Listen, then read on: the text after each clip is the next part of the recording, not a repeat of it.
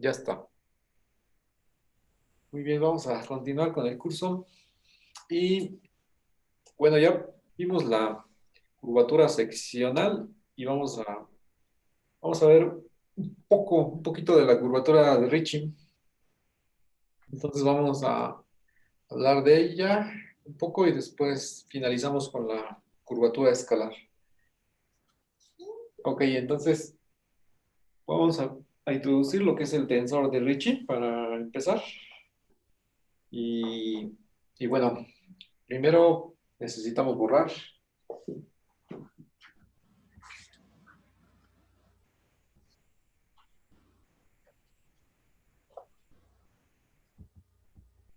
Bueno, para hablar de Ricci es una contracción del tensor de Riemann, entonces voy a escribir primero el tensor de Riemann y eh, para que veamos, ¿no? cómo está definido y sobre ese. Entonces es el tensor de Riemann, como lo adoptamos, es de acuerdo a la definición del libro de Manfredo Carmo, de geometría riemanniana. Agarras R y tres campos vectoriales sobre una variedad riemanniana. Entonces ya tienes definida tu conexión de Levi-Civita o conexión riemanniana. Y está definido por X, Y, Z.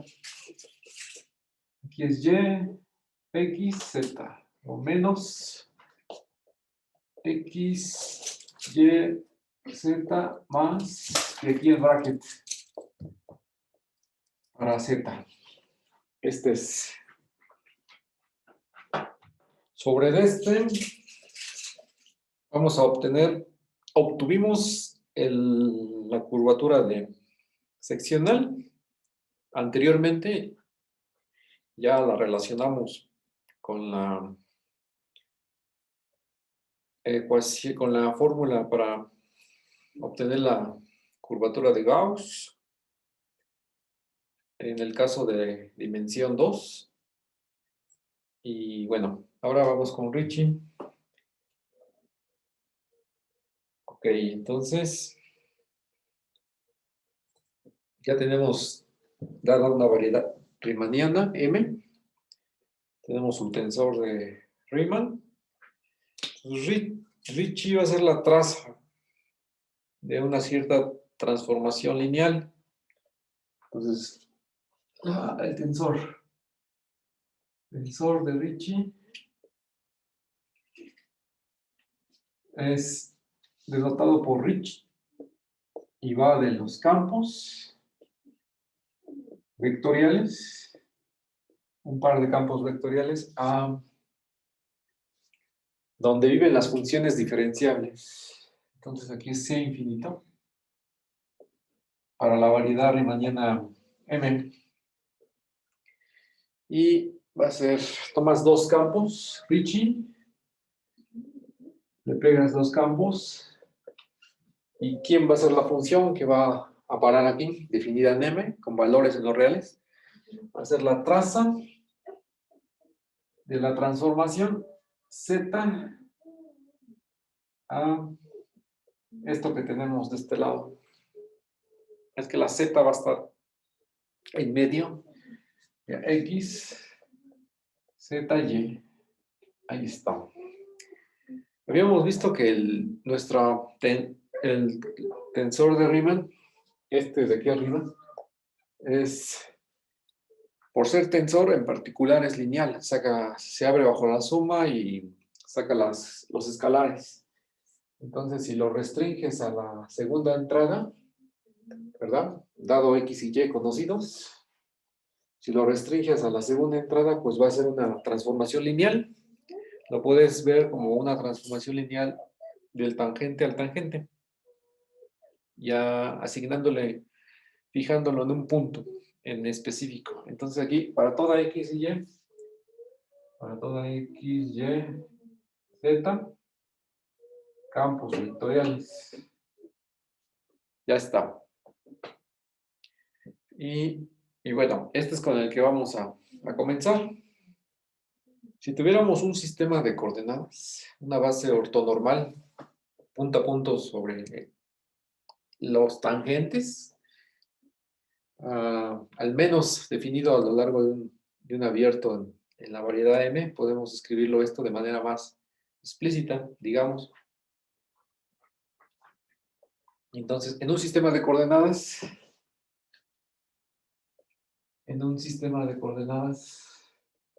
o inclusive puede ser solamente considerar un marco, ¿no? Un marco ortonormal. Un marco ortonormal. Ups.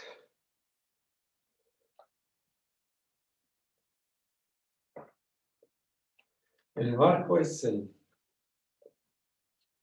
frame, ¿no? Ortonormal. Tenemos. ¿Quién sería nuestro marco ortonormal? Sería el E1, E2, EN, ¿no? Que viven aquí, campos vectoriales, o al menos definidos en un abierto de M. ¿Cómo va a estar escrito esto? Ricci de XY sería la suma.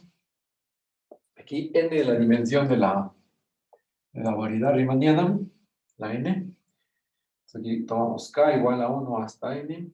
El producto de este X, aquí ponemos K, y el producto con EK. Se te va sobre la diagonal, digamos, y ya está. Es otra forma de, digamos, más familiar y más manejable, manipulable, en cierto sentido, para el tensor de Ricci. Vamos a hacer explícito que es un tensor. Eso lo vamos a poner en la siguiente proposición. Entonces, aquí, proposición. Es que el tensor de Ricci es un tensor, ¿no? Simétrico. Entonces, las propiedades son las siguientes, ya familiares. Uno, que Ricci de XY. Aquí me estoy ya escribiendo otra cosa. Voy a corregir. Y Ricci de XY es igual a Ricci de YX, ¿no? O sea, es simétrico. Y la linealidad en cada entrada. 2. Ricci de Fx más Gy, Z es igual a. Se abre, ¿no? Aquí y saca las funciones. Aquí es xz más g veces. Y aquí sería yz. Y ya, por la simetría tienes lo otro, pero vamos a hacer aquí el desglose. La linealidad en la segunda componente. Aquí ponemos z, fx más gy. Y pasa lo mismo, ¿no? Fijas a z en la primera. Entonces f de Ricci es zx más g veces. Y aquí te va a quedar z con y. Se comporta de lo mejor, ¿no? A eso es cuando hablamos de un tensor, en este caso, de orden 2, le puedes meter dos campos vectoriales, entonces satisface estas propiedades, ¿no? Esto es Ricci, satisface o es un tensor.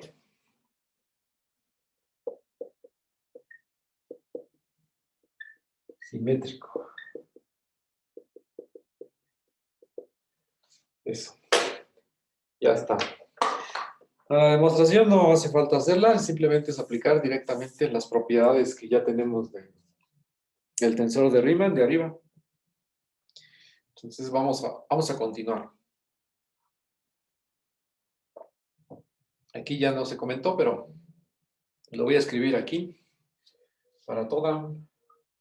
Bueno, X, Y, Z ya son campos vectoriales definidos sobre M y las funciones F y G viven aquí. De la variedad a los reales, C infinito. Y solamente aquí como una parte para aclarar un poquito. Aquí tienes una función definida sobre M y este ya te arrojó otra función, ¿no? Entonces el producto de funciones es cerrado, ¿no? Pues eso es correcto y al final te resultan estas funciones definidas en M. Muy bien, vamos a continuar. Seguimos comentando a Richie. Bueno, cuando lo evaluamos en un punto en específico, solamente como notación, lo vamos a colocar como un subíndice. Entonces, dado un P, ¿verdad? En M, o sea, un punto sobre la variedad riemanniana, dado P en M, simplemente vamos a manejar esto de subíndice Rich, subíndice P. Entonces denotamos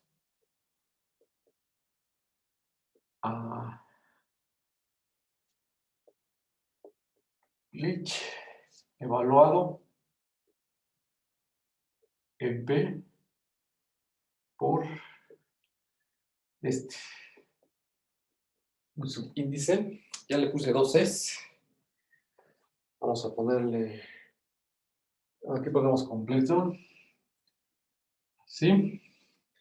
Entonces ya aquí lo evaluamos y va a quedar el tangente, cruza el tangente. Cruz el tangente en ese punto. Y ya como estás evaluando en un punto, esto va a ser un real. Y bueno, la definición es exactamente como ya la tenemos anteriormente. O sea, le metes dos vectores. Voy a poner U y W, por ejemplo.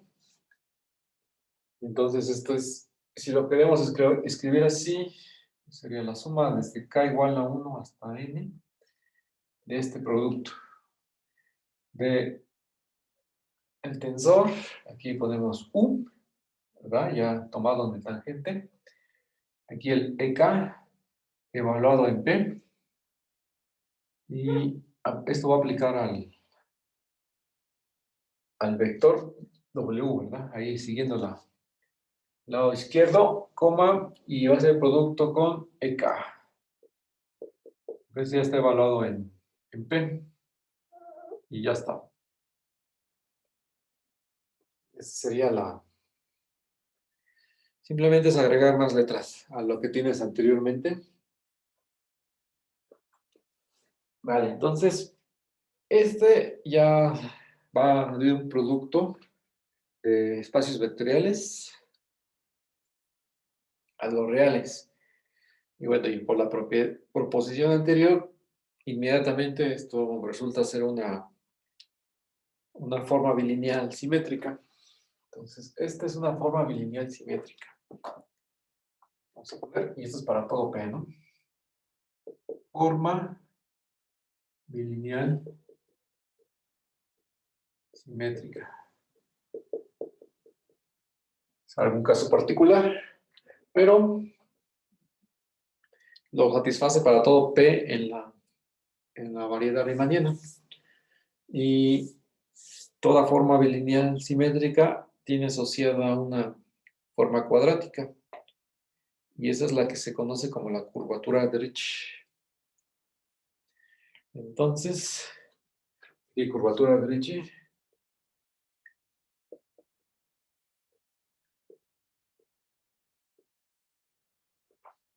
es pegarle, ¿no? La forma cuadrática es la forma cuadrática. Cuadrática de lo que tengo aquí arriba. Ricci de P.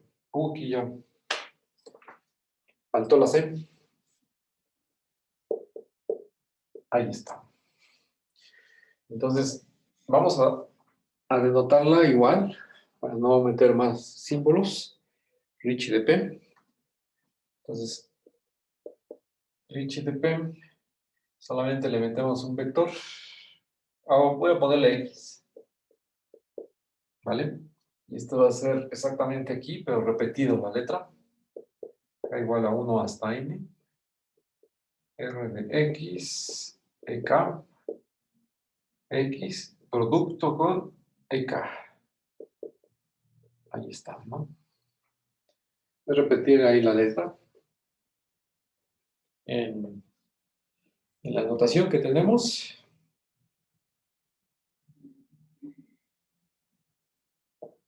Entonces, esto indica que ya está evaluado, ¿no? En un punto. Entonces, aquí sería para toda X en el tangente, ¿no? Y aquí tienes una base ortonormal, ¿no? Donde E1 hasta EN es una base. Base, ajá, ortonormal de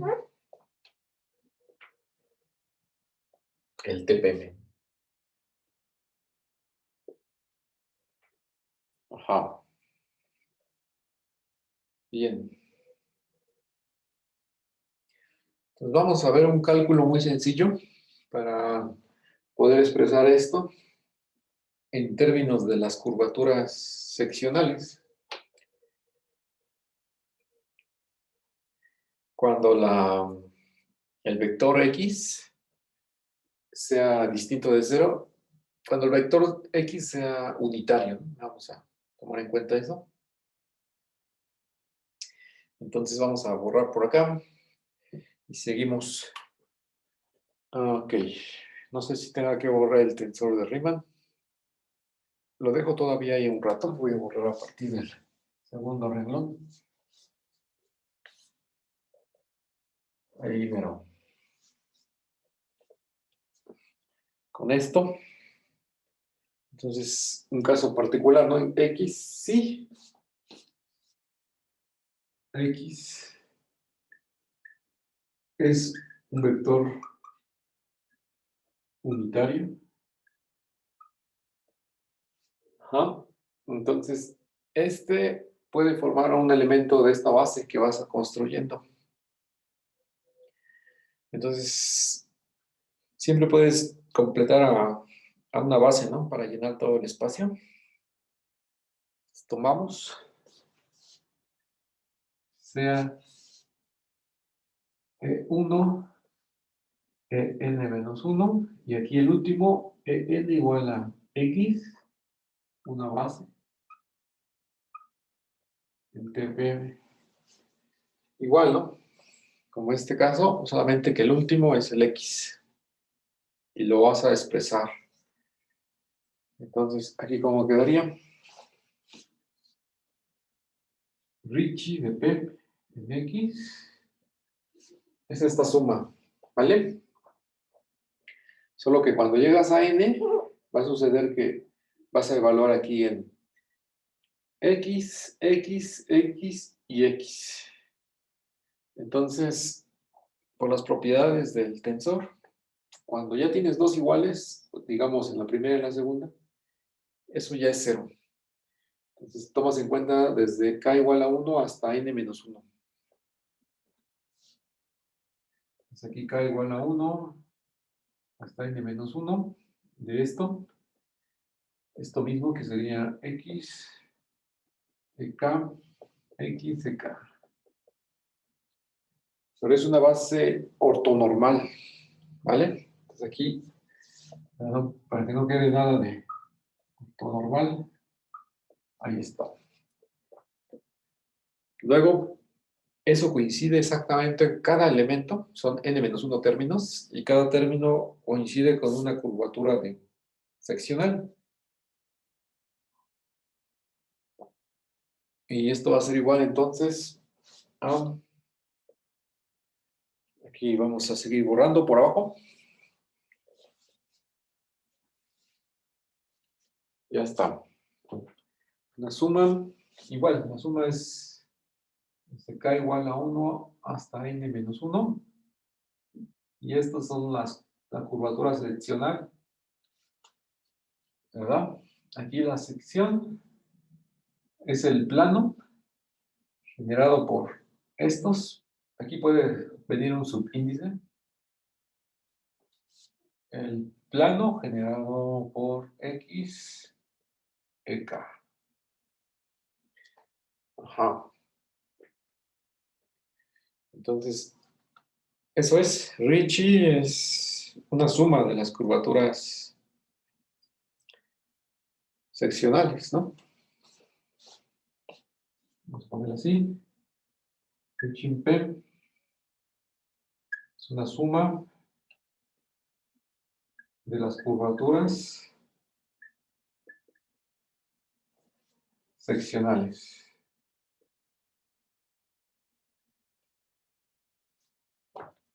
Y de hecho podría ser un promedio si alteráramos la definición. Si metiéramos ahí un cociente, ¿no?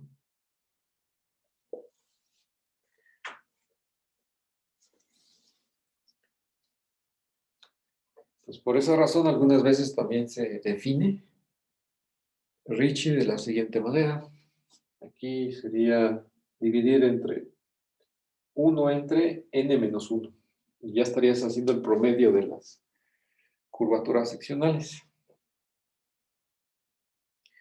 Un caso muy particular, ahora, se ven como notas, ¿no? U observaciones. La primera. La segunda es qué pasa cuando tomas la dimensión igual a 2. Si tomas n igual a 2, entonces vamos a ver qué sucede. Si n es igual a 2, o sea que la dimensión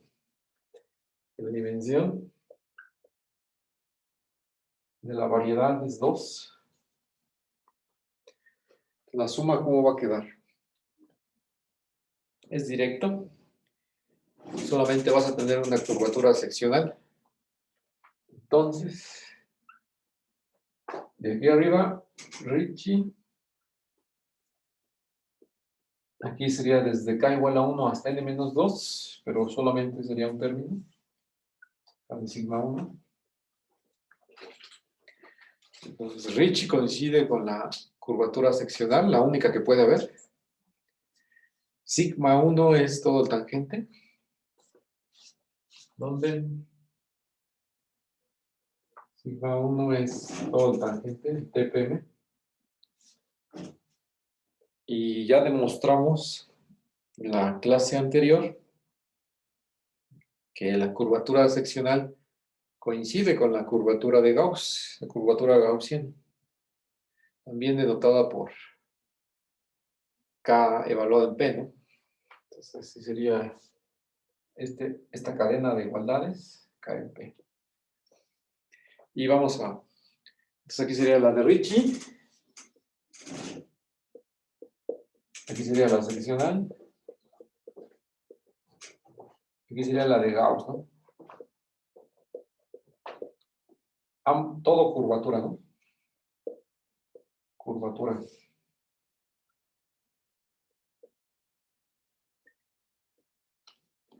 O sea que todo ya coincide, ¿no? Eso te dice que estás extendiendo estos dos conceptos, ¿no? A dimensión arbitraria mayor que 2, pero en el caso en el que es igual a 2 coincide, ¿no? Con este invariante geométrico que aparece muy al inicio de estudiar geometría de superficies en R3. Bueno, entonces la curvatura de Gauss está presente todavía en la geometría riemanniana. Esto es lo que uno esperaría, ¿no? Eso es que uno haga extensiones de conceptos que ya tiene definidos en cursos más anteriores. Muy bien, entonces ahí se terminaría esta segunda observación. Y bueno, hay un concepto, ya que estamos hablando de Ricci, hay un concepto muy conocido que se llaman las variedades de Einstein. Y eso es cuando el tensor de Ricci es un múltiplo de la métrica riemanniana. Entonces, vamos a ponerlo como definición. O sea, cuando el tensor de Ricci es un múltiplo constante de la métrica riemanniana, se dice que es una variedad de Einstein. M con G es una variedad de Einstein. Sin el Ricci de XY es igual a la constante, le ponemos lambda. Lambda a veces. Aquí la G evaluado en XY, ¿no? Para todo X y Y, ya sea que sean campos vectoriales o vectores para todo punto en el tangente, para todo punto M en la variedad. Entonces vamos a ponerlo con vectores, con campos vectoriales, perdón. Con campos vectoriales. Para algún lambda, ¿no? En los reales. El caso trivial, solamente comentado, es cuando tomas a M como el espacio euclidiano. Sabemos que el espacio euclidiano, muchas cosas te dan cero. Te da cero el tensor de Riemann. Por lo tanto, te va a dar cero también el tensor de Ricci. Y por lo tanto, del lado izquierdo vas a tener cero, cuando M es el espacio euclidiano. Y bueno, la métrica no va a ser cero para vectores arbitrarios o campos arbitrarios. El que vas a elegir cero va a ser lambda. Ese lambda se le llama la constante de Einstein, ¿no?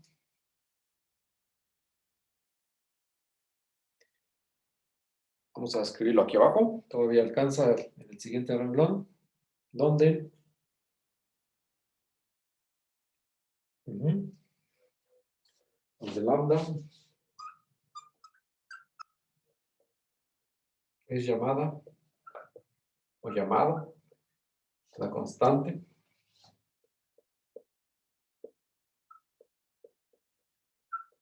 de Einstein.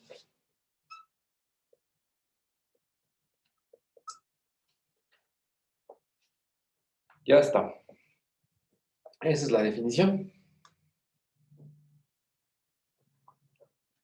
Y bueno, este es todo un mundo nuevo, ¿no? Que se abre. Uno puede trabajar bastante con esta subclase de variedades riemannianas.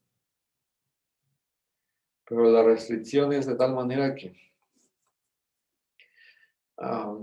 se vuelve muy interesante, ¿no? Toda esa teoría. De momento solamente se comenta.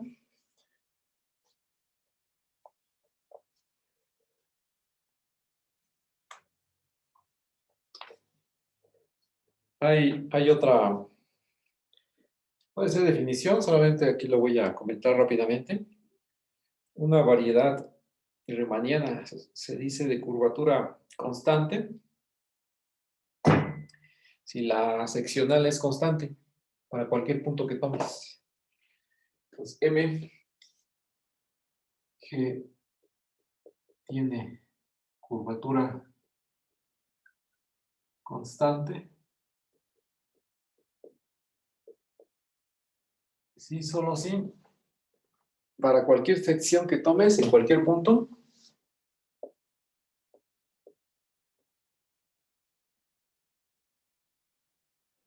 Aquí sección se entiende como un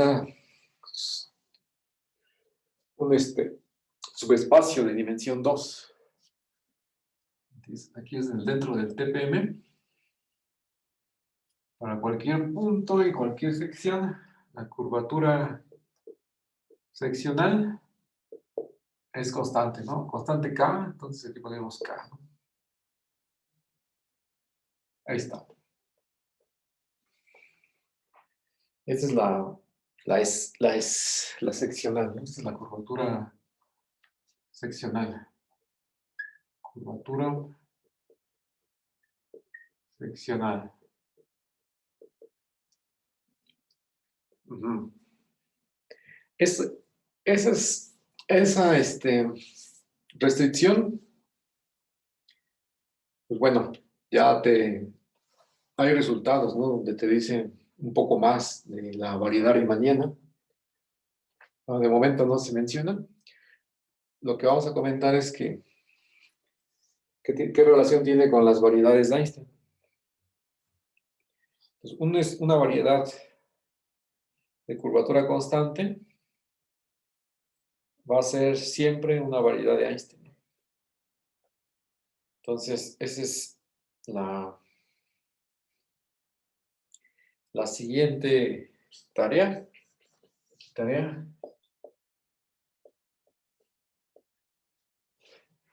Que si tienes una variedad riemanniana de curvatura constante, entonces vas a tener que esa variedad es de Einstein. Con constante de Einstein, n-1 por k. La n es la dimensión de la variedad riemanniana. Más específicamente vamos a ver, m en mg con curvatura constante, k. Entonces, vas a tener una igualdad.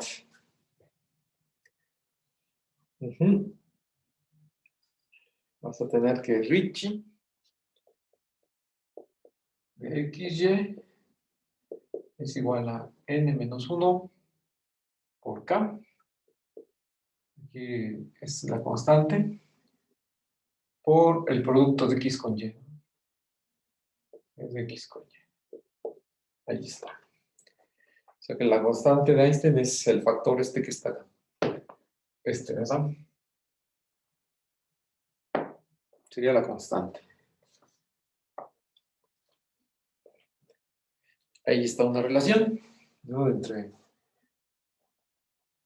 la curvatura seccional, que la manejas como constante para cualquier punto y para cualquier sección. Y lo que vas a tener es una igualdad, ¿no? Donde te maneja Ricci con la métrica riemanniana.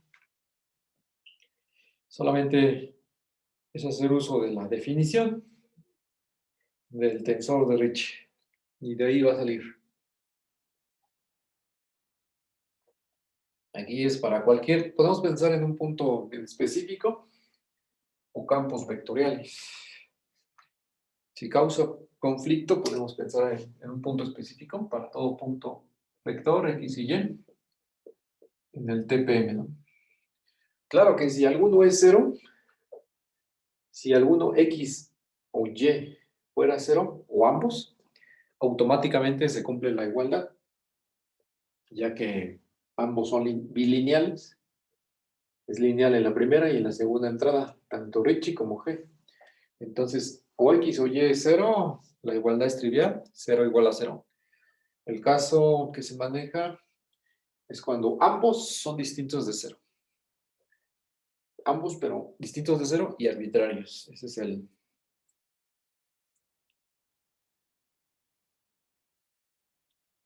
es el camino, ¿no? Lo que faltaría no demostrar es la parte no trivial, digamos.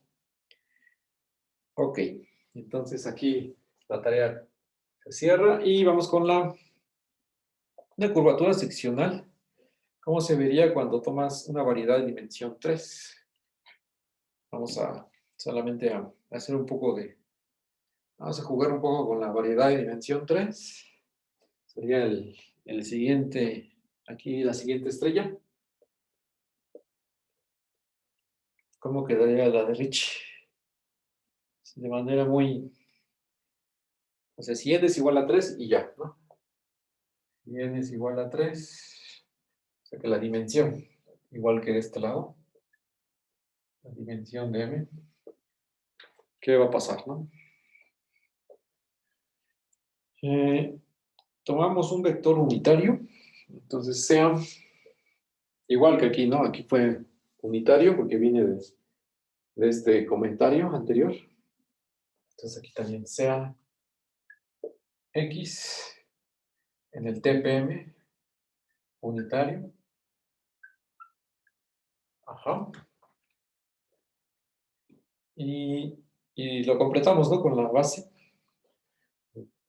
Tal que la base de ahí. E1, E2 y ya. Que sería E3 igual a X. Una base. ¿Verdad? Ortonormal del TPM. El TPM. ¿Cómo quedaría la Ricci? Ya no es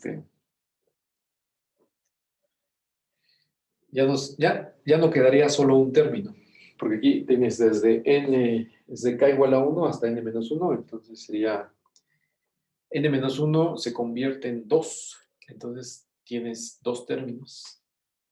En la suma, tienes que Ricci de P para este vector sería el plano, la curvatura seccional. De otra forma de expresar el plano, es una notación también, sería X con cuando K es 1, sería E1, ahí está. Y la curvatura seccional, aquí X se mantiene siempre. Ese sería tu vector pivote, ¿no? Y todos los demás los vas cambiando. E2. Ahí está. Entonces, suma de dos curvaturas seccionales, así como se manejó aquí. Y bueno, en realidad no podemos visualizar una variedad de dimensión 3 en el pizarrón.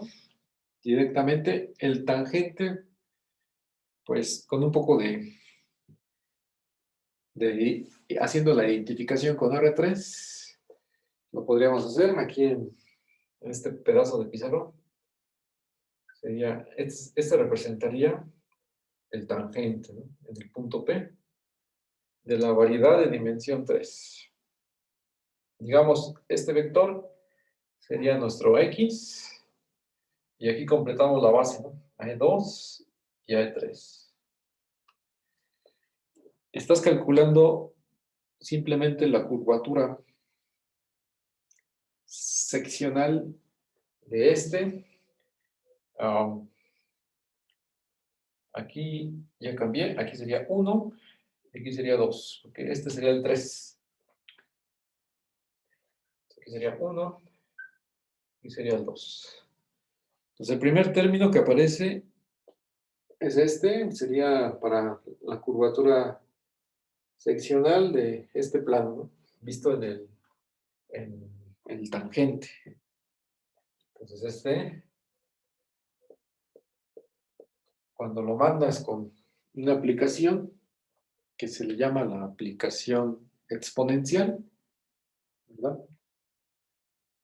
Este plano va a corresponder a una superficie de dimensión 2 en M3 y le calculas la curvatura de Gauss y te sale este número. Haces lo mismo, pero para ahora este otro plano. En este caso, como lo estamos viendo, serían planos coordenados. el que está formado por X y E2, este que está aquí levantado verticalmente. Lo mismo, si este lo mandarías con la aplicación exponencial, que está definida como dominio en el tangente en algún punto, a la variedad. Esa aplicación muy utilizada y bastante útil, mandaría este plano coordenado generado por X y E2 a una superficie en M3 como una subvariedad, que sería una superficie de dimensión 2, por supuesto, y la curvatura de Gauss correspondería exactamente a este otro número. Muy bien. Entonces, eso es Ricci para cuando M es 3.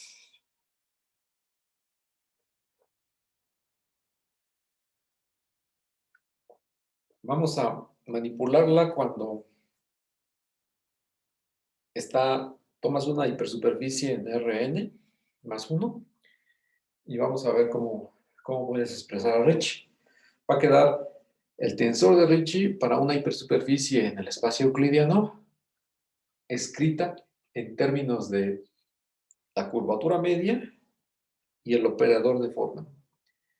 Siempre como actor principal también en la métrica, en este caso como el ambiente es Rn, sería el producto punto usual, que te da la estructura de riemanniana. Voy a borrar ahora aquí.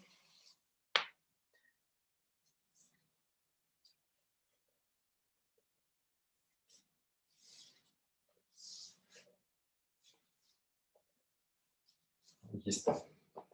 Pues queda como un teorema. Sí, el teorema lo escribo.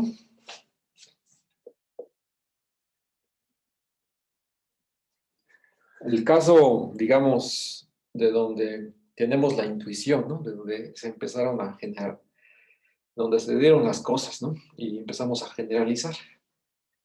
Si M es una hiper superficie en Rn más 1 está de dimensión n, por supuesto. Y ya está. Entonces,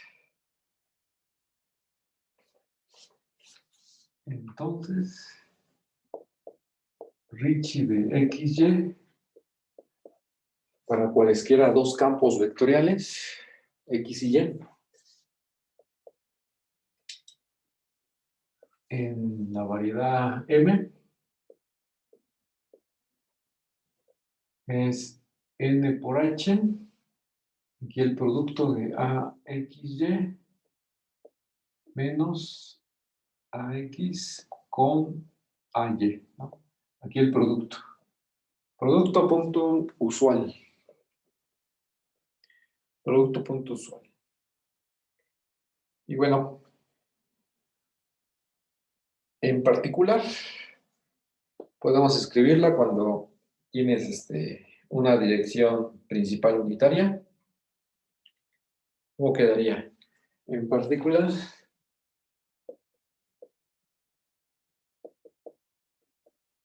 si X es una dirección principal unitaria, ¿eso qué significa? Que es un vector de norma 1 y es un valor propio del operador A, el operador de forma. Eso es asociado a una curvatura principal, digamos lambda I. ¿Cómo podemos expresarlo? Entonces, Ricci, así de X, ¿verdad? La forma cuadrática, digamos, es igual a, pues aquí sería NH y vamos para abajo. Entonces, Ricci de X es igual a NH, aquí sería que sea A de X igual a lambda por X, ¿no? Entonces aquí sería lambda menos, y aquí sería lambda cuadrado. Lambda cuadrada. ¿No? Por esta, ya factorizándola, ya NH menos lambda. Así, sencilla. O sea, la que importa es la de arriba. Ok, entonces la demostración es usar la ecuación de Gauss. Esa es la clave, ¿no? La ecuación de Gauss para que ya tenemos, que ya demostramos, ¿no? Cuando tienes superficies en el euclidiano. Demostración. Usar la ecuación de Gauss.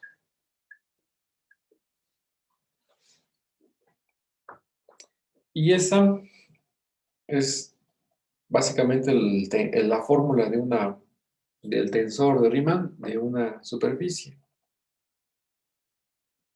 Ahora, esta la vamos a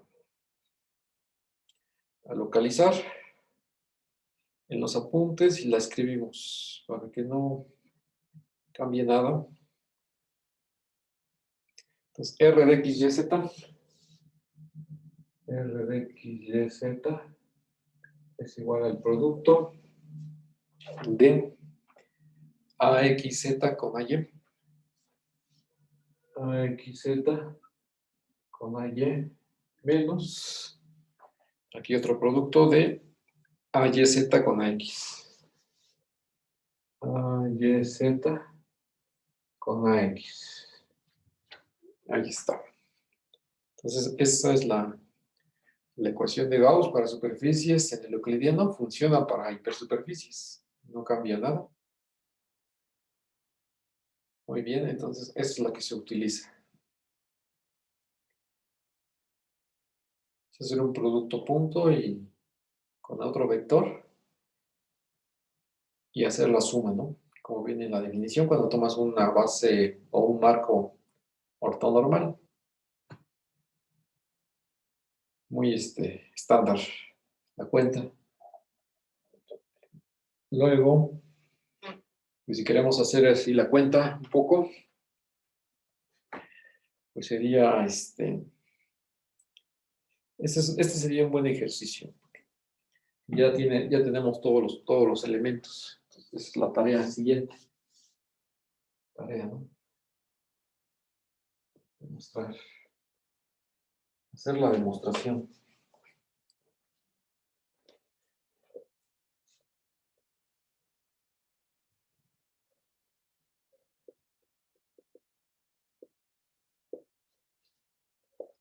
Ahí está. Entonces aquí cerramos ese teorema.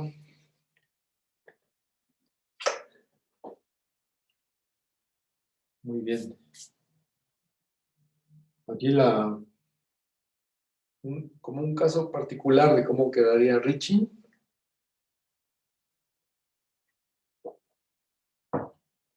Podemos tomar uno como platicado y otro para escribir. El platicado sería cuando tomas M, un hiperplano, entonces ahí todo se hace cero porque las curvaturas principales son cero. Entonces, eso quiere decir que el operador de forma es el operador nulo. Lo que hace es todo vector, al aplicarlo se va a cero. Entonces aquí sería cero y de este lado también cero. Todo sería cero. Cuando Ricci es un plano, perdón, cuando M es un plano o un hiperplano, Ricci es cero. El otro caso es cuando tomas la esfera de radio R, por ejemplo. Entonces vamos a ver cómo se calcula. Una aplicación de este teorema, este ejemplo, es cuando tomas M como la esfera de radio R. M la esfera de dimensión n de radio r. Muy bien, entonces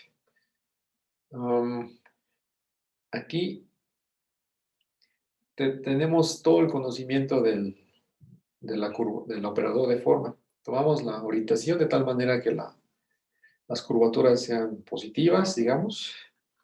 Entonces aquí sería A es un múltiplo de la identidad, que sería 1 sobre R por I. O sea que tienes solamente diagonalizado y en cada elemento de la diagonal el factor o el número 1 sobre R. Esto es la implicación, ¿no? Esto ya se calculó anteriormente. Y por lo tanto, la H también la tenemos. La H o la NH es la suma de las curvaturas principales, que sería N sobre R. Todas son iguales, te suma N veces sobre R. Entonces, la H es 1 sobre R. Entonces, Ricci podemos escribirla así. Ricci de cualquier campo X y Y. Campos vectoriales sobre el tangente. Ortogonales, ¿no? El vector posición. Eso lo tenemos ya en cuenta. Siguiendo la fórmula, sería simplemente aquí poner NR, ¿verdad? NR, ahí está. A, este múltiplo de la identidad, entonces quedaría al cuadrado. XY, ¿verdad? Menos, y de este lado quedaría al cuadrado también, que es el 1 sobre R dos veces. XY. Ahí está.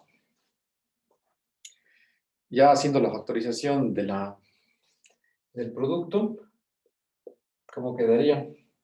N menos 1 arriba, en el denominador R cuadrada y el factor X menos Y. ¿Vale? Calculando, el teorema de Gauss te da una fórmula para calcular Ricci de hipersuperficies en Rn más 1. En este caso lo estamos viendo para la esfera de radio R de dimensión n y es un múltiplo de la métrica. ¿Qué concluimos? Que la esfera es una variedad de Einstein, ¿verdad? Lo estamos haciendo a pie, lo estamos haciendo por la definición. La constante de Einstein en este caso sería n menos 1 sobre r cuadrada. Esta sería la constante de Einstein, ¿no? Una flecha. Ahí está. También pudimos haberlo hecho ocupando la tarea que tenemos todavía de este lado, a la derecha, ¿verdad? O sea, recordemos que G es la métrica de la variedad. En nuestro caso es el producto punto cuando restringes los vectores o los campos vectoriales al tangente, ¿no? De la hipersuperficie. Aquí, X y Y son tangentes a la superficie. Ok, entonces ya tenemos otro ejemplo de variedad de Einstein. De paso, ¿no? Ahora, vamos a escribir a Ricci en general, pero en un sistema de coordenadas. Esto ya involucra índices por arriba, por abajo, entonces es donde tenemos que tener bastante cuidado. Voy a borrar ya un pedazo del pizarrón, necesito espacio.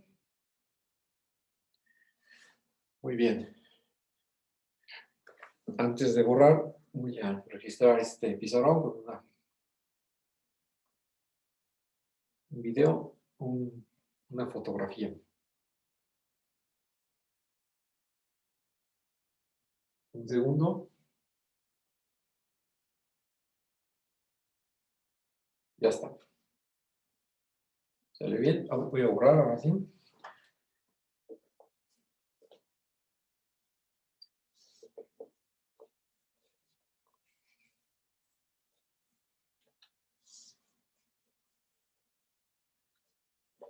Entonces, Richie en coordenadas, ¿no? Richie en coordenadas.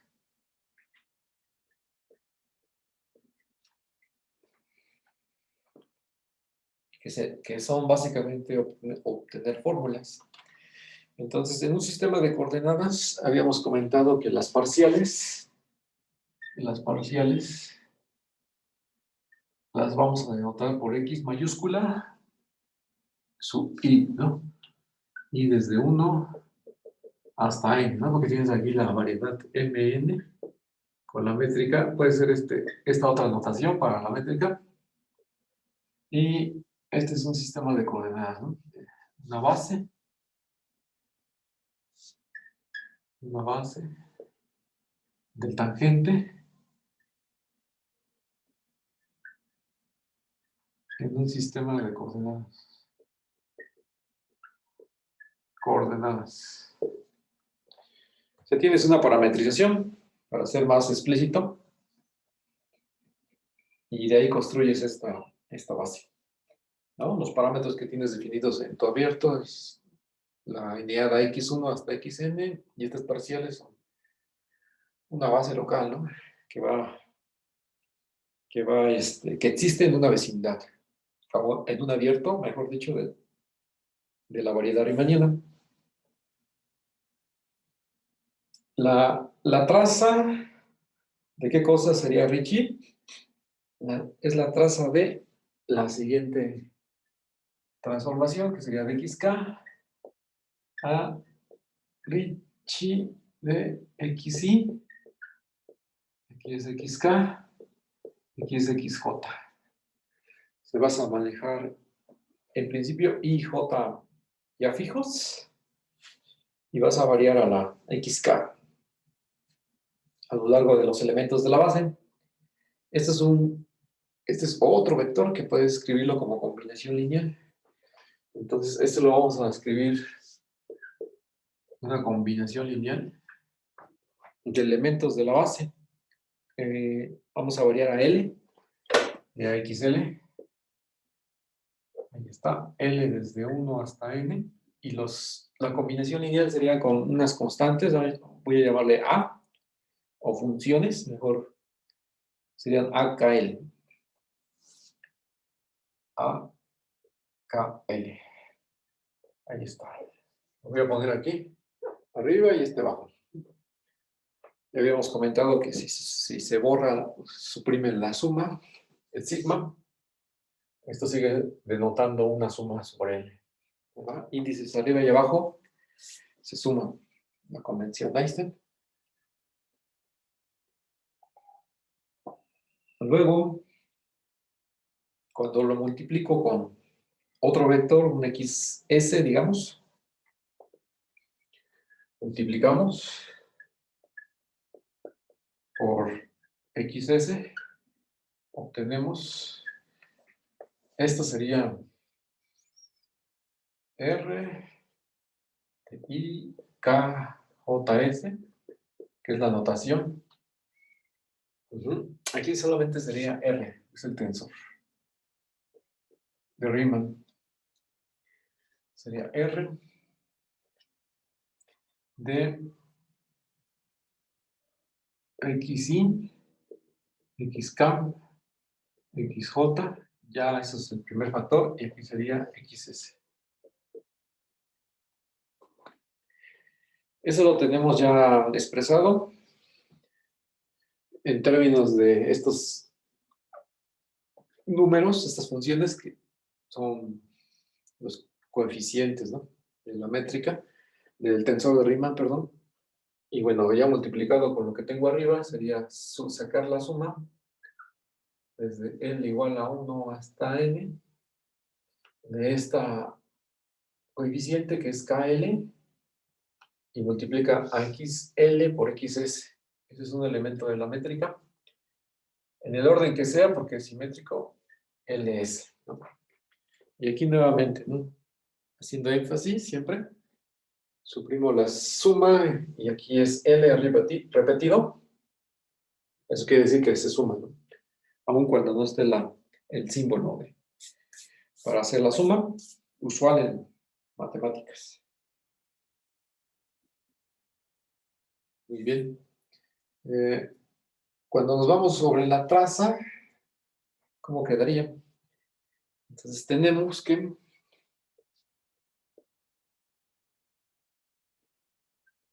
cuando consideramos la traza,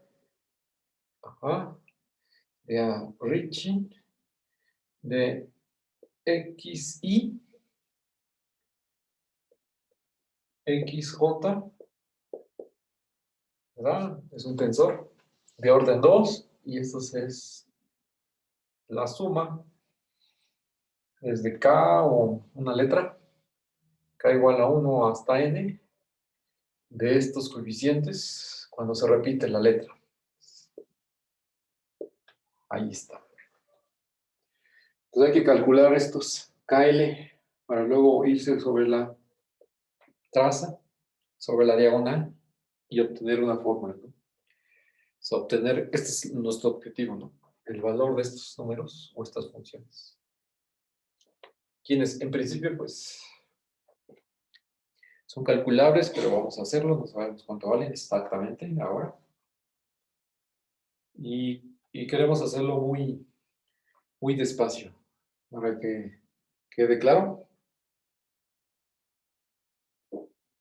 sin saltar, sin hacer ningún truco ahí mnemotécnico de subíndice o superíndice. Vale, entonces, es un poco despacio porque tenemos que desglosar todo. ¿Qué vamos a desglosar? Este es el que necesitamos desglosar. Esto lo que te da es un sistema de ecuaciones. Pero quiero hacerlo para S. Para cada S vas a tener un sistema de ecuaciones, ya fijando a la I y a la J. Sale, entonces vamos a borrar aquí. Esto ya se platicó, entonces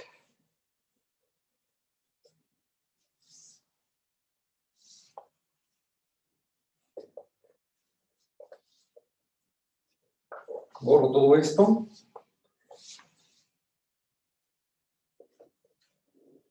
Y continúo. Este es mi objetivo ahora. Ok, entonces voy variando la S. Entonces sería R de I KJ 1, ¿vale? Y ahí desgloso la suma. Ya, A K 1 G 1 1 más A hasta llegar a KN GD, que sería N1. Aquí S igual a 1. Y así, hasta llegar a S igual a N. Voy a escribir mi sistema de ecuaciones. Aquí también. Abajo.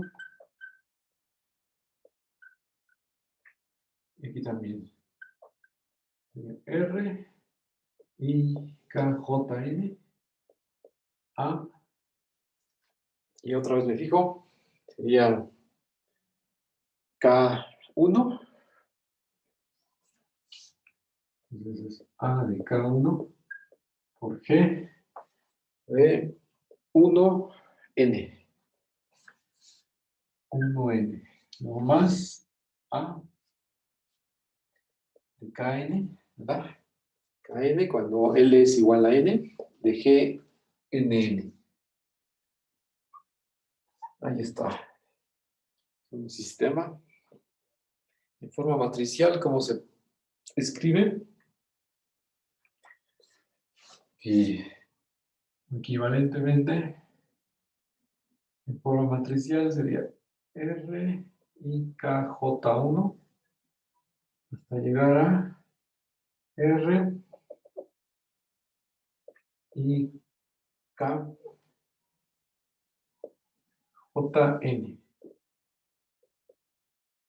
¿Quién sería la matriz?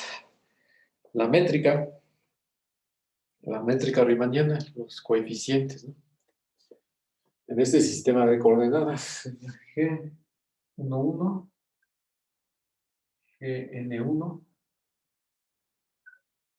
G1N y el último, el de la esquina, GNN. Y va a multiplicar al vector de las A's, ¿no? AK1, AK2, hasta llegar a AKN. La matriz es invertible porque la métrica tienes una métrica riemanniana definida positiva, entonces aplicas la inversa. Aplicas la inversa y obtienes estos objetos. Vamos a aplicar la inversa. Aplicamos inversa aquí.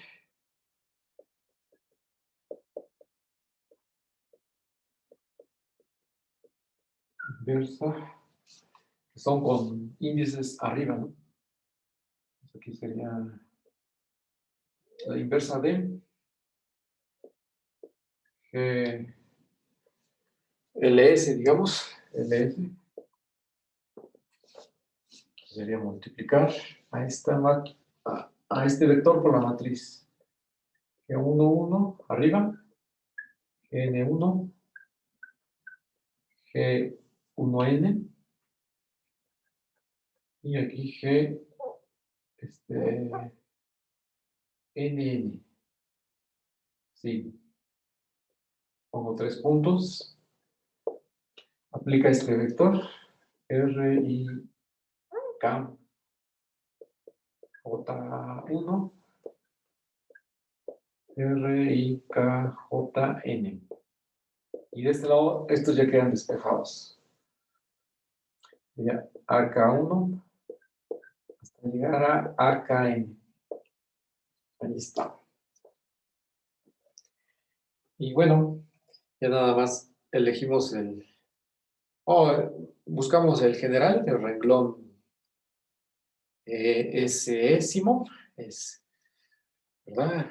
El renglón número S, ¿verdad? Porque es una letra que no hemos utilizado. ¿Y eso cómo podrías expresarlo? Por lo tanto,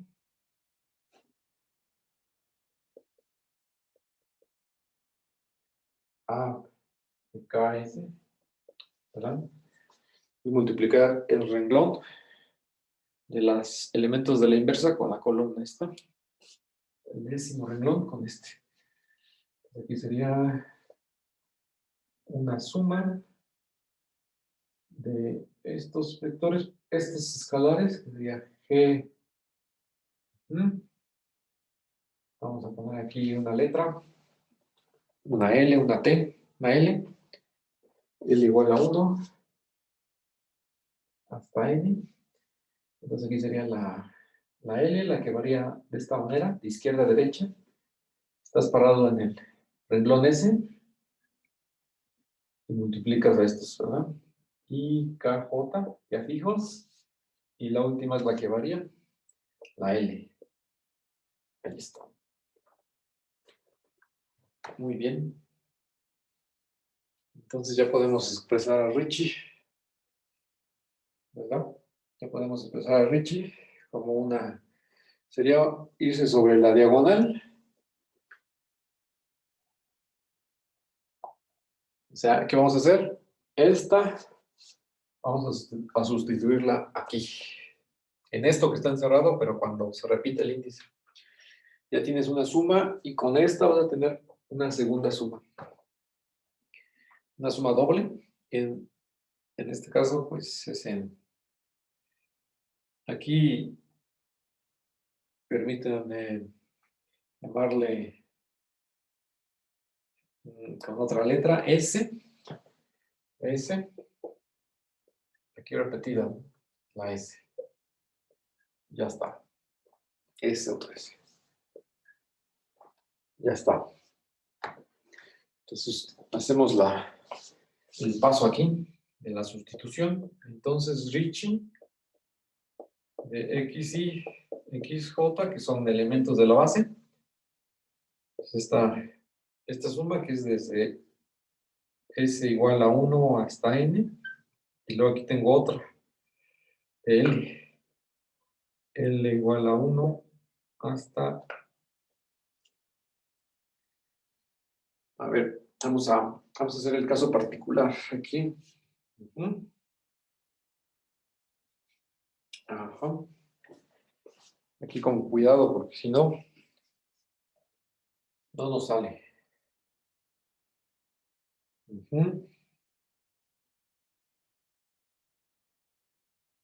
Entonces sería G de LS, G de LS, y aquí sería R multiplicado por el coeficiente del tensor de Riemann, R y S, ¿verdad? Pasa a ser S, R y S, J,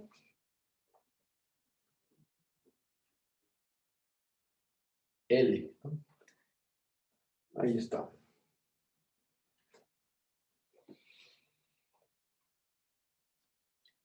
Sí, es este. Este es la componente, ¿no? Del tensor.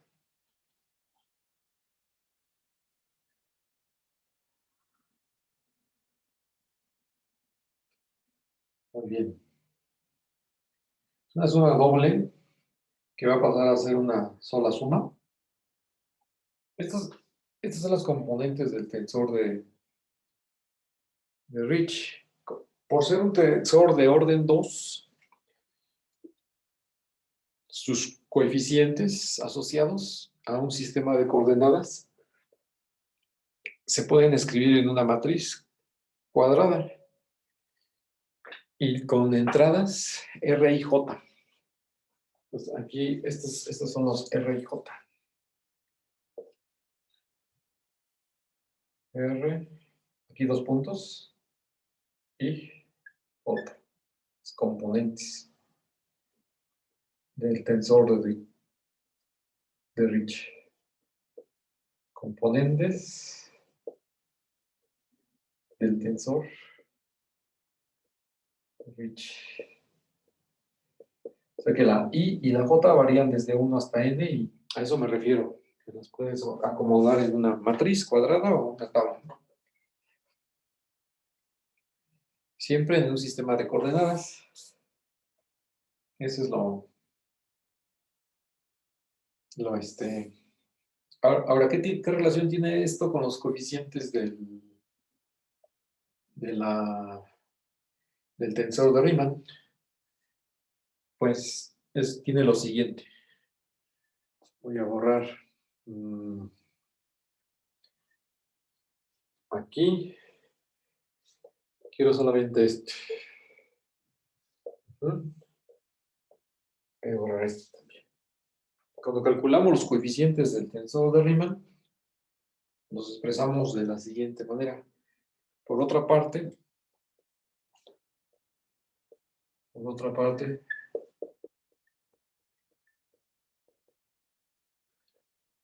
tenemos que con esto nos salían los coeficientes. R de XY, XK, XJ, era la suma. Y aquí eran los coeficientes, que era IKJ. Y el que varía sería, digamos, L, otra vez. L desde 1 hasta N, ¿no? Estos son los coeficientes del tensor.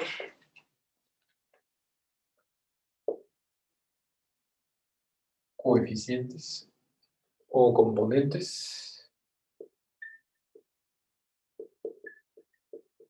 del tensor Riemann.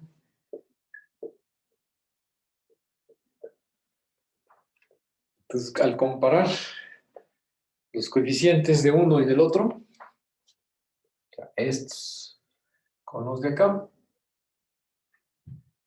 usando la independencia lineal de la base, pues, concluyes a que deben ser los mismos, ¿no?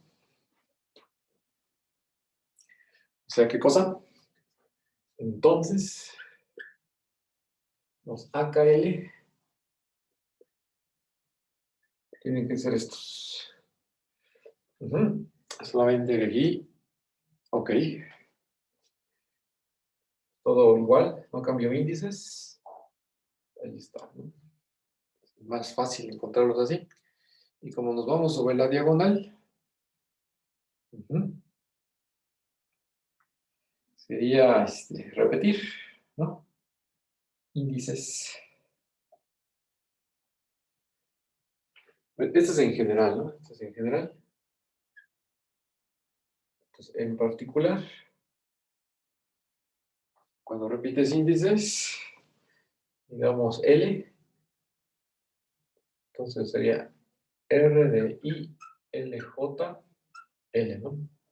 Y sobre este harías la suma, que estamos tomando en cuenta que es la suma cuando el índice se repite del coeficiente A. Entonces, más rápidamente, aquí podrías llegar a que Ricci de XY, XJ, es la suma de esto. Al sustituir, sería L igual a 1 hasta N, R de I, L, J, L. O sea, todos los expresas en términos de los coeficientes. Y a su vez, los expresas los coeficientes, las componentes de Riemann, son pues se calculan a través de los símbolos de Christoffel. Y los símbolos de Christoffel se calculan a través de las componentes del tensor de Riemann. Por transitividad, Ricci también depende totalmente de las componentes del tensor de Riemann. Entonces, habíamos comentado que cuando eso sucede, decimos que es un concepto intrínseco, ¿no? Intrínseco a la subvariedad o al objeto que estés manejando. En este caso es algo abstracto, ¿no? Pero si fuera el caso en el que está metido como hace un momento, una hipersuperficie metido en un euclidiano, por este razonamiento que estamos haciendo, podemos decir que Ricci es un concepto intrínseco, que no depende para nada del ambiente. Solamente depende directamente de la métrica riemanniana, de tu objeto que estés estudiando, tu objeto de estudio. Llámese una subvariedad o una hipersuperficie. En el caso de que tienes una inmersión o una inmersión isométrica o un encaje isométrico.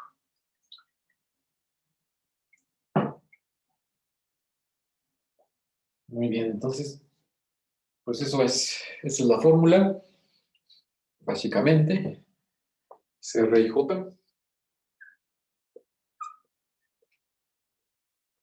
las componentes del tensor de Ricci. Exactamente esto es lo de acá, ¿no? Exactamente, ¿es eso? Uh-huh. O sea, todo es calculable, todas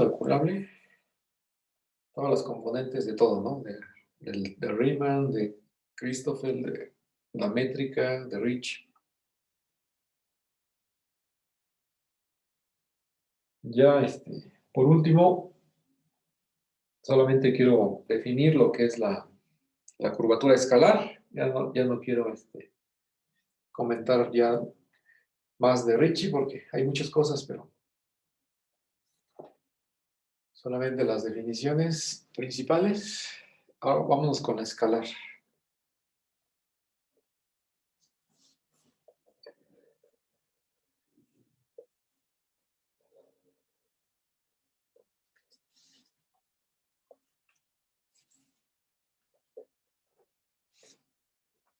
La curvatura escalar ya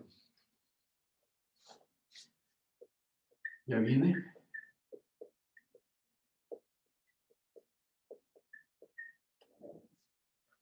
Entonces, siempre una variedad riemanniana.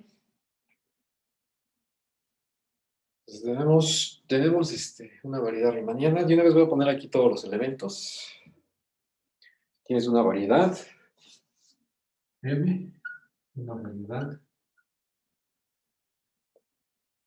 diferenciable. ¿Vale? Aquí tienes G o otra notación, una métrica riemanniana.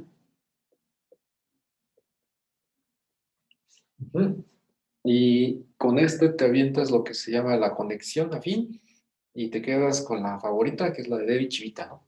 En nuestro caso, conexión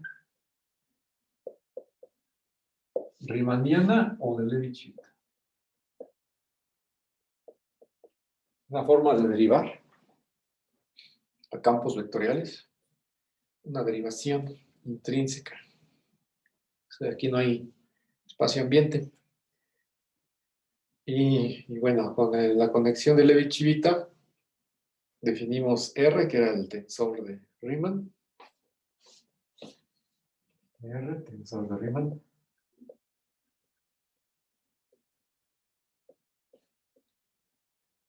Y de ahí fueron saliendo cosas, ¿verdad?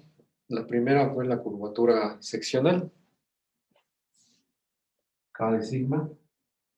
Curvatura. Ya, curvatura seccional.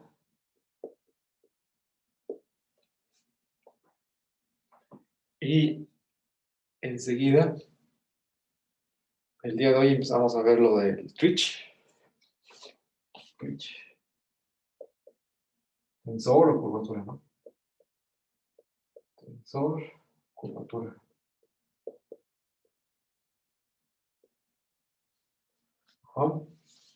De Ricci.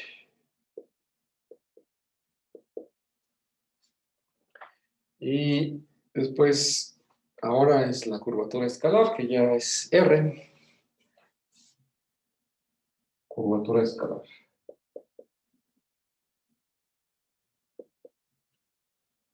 Ahí está. Entonces, esta es simplemente sacar el promedio de todas las curvaturas de Ricci. Entonces, vamos a definirla. Es una función que va de la variedad a los reales. Entonces, M,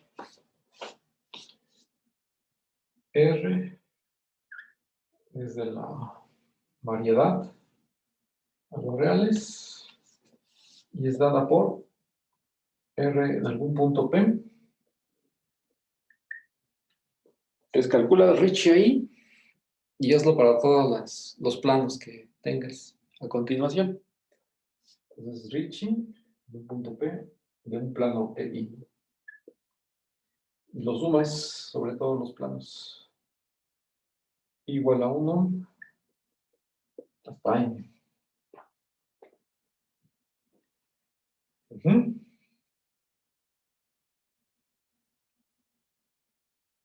Entonces, si queremos desglosarlo un poco más, recordemos quién era Ricci.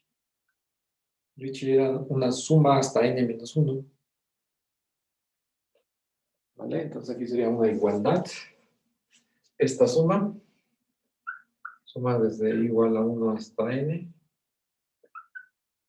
Y Ricci era una j desde 1 hasta n-1.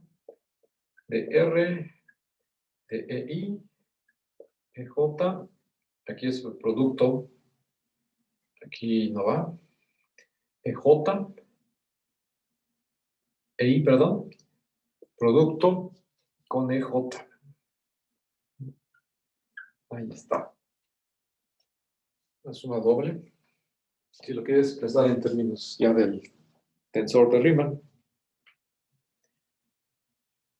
Muy bien. Entonces, Así como caso muy particular, simplemente es cuando tomas n igual a 2. Vamos a ver cuánto da.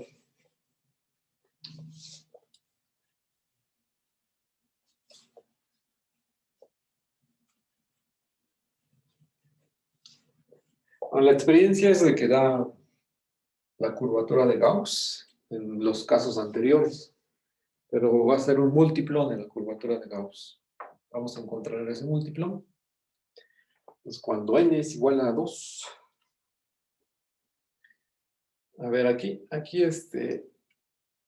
si varías a j, la haces llegar hasta n, habíamos visto que eso se cancela, no se hace 0. Entonces podemos meterlo todo en una suma doble. Y j, desde 1 hasta n, r, i, ej, ej.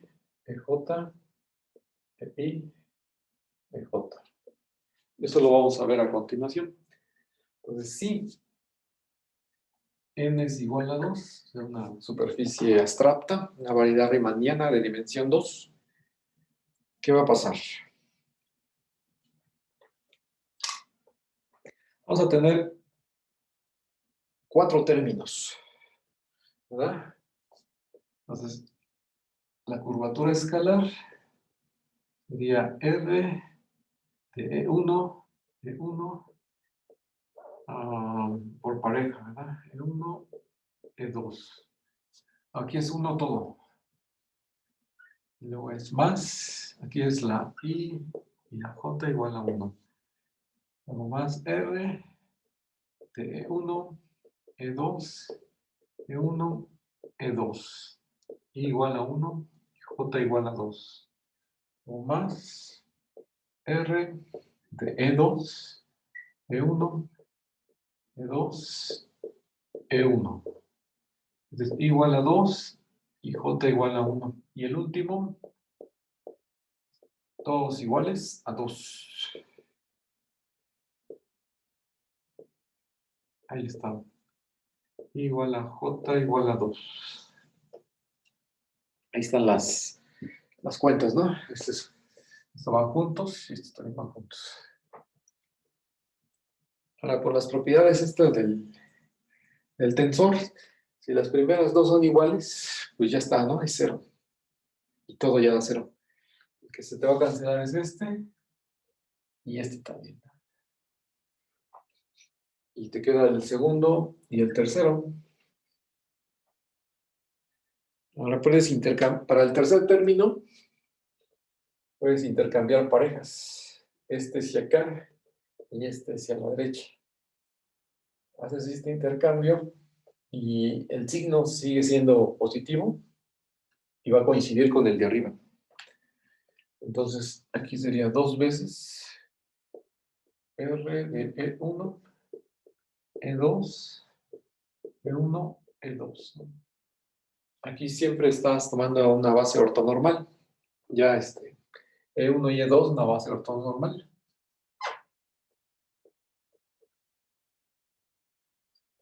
Ajá. Marco, se suele decir, marco ortonormal. Local, al menos. Por lo tanto, ¿qué concluimos? Que la curvatura escalar es 2 veces la curvatura de Gauss, ¿no?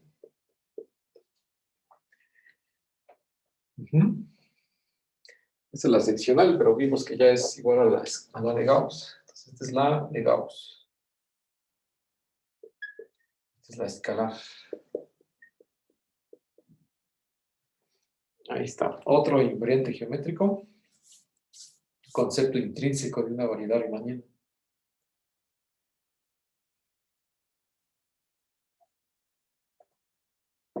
Muy bien. De nuestros elementos que tenemos a la izquierda, pues tenemos una variedad diferenciable. ¿Qué podemos decir de estas? Pues tenemos el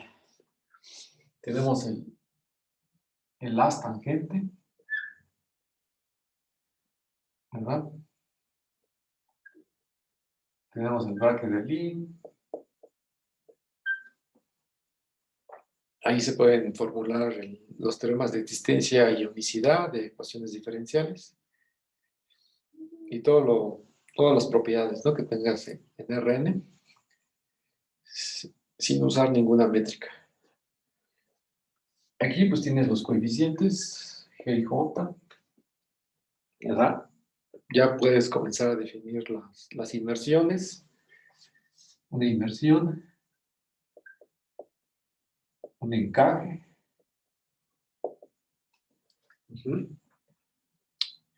Y ya pegándole la conexión, pues ya vienen los símbolos de Christoffel, ¿no? Ya puedes hablar de los símbolos de Christoffel, ¿verdad? De las geodésicas, ¿no?, que son cuando las curvas se anulan, su segunda derivada es cero. Las geodésicas.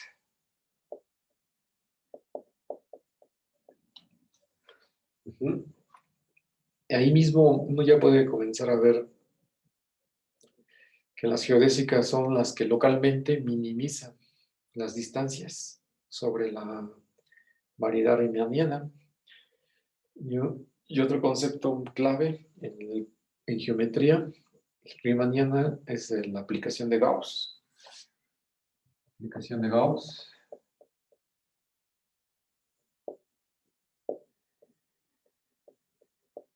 Simplemente función de Gauss, ¿no? Ya metiéndose con el tensor, ya van saliendo las propiedades, ¿no? Tenemos muchas propiedades. Y JK. Bueno, vamos a poner solo propiedades, porque son muchas propiedades. Aquí tenemos muchos teoremas. Han salido resultados. Y bueno, siguiendo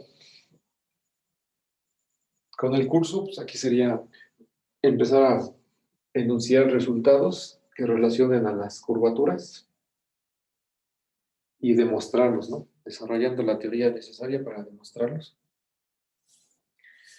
Más o menos ese fue el esquema que fuimos siguiendo, pasando por las subvariedades en Rn y haciendo el desarrollo de toda la teoría de las hipersuperficies del espacio euclidiano.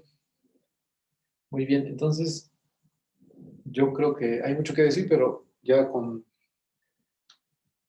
yo ya voy a parar el video. Entonces,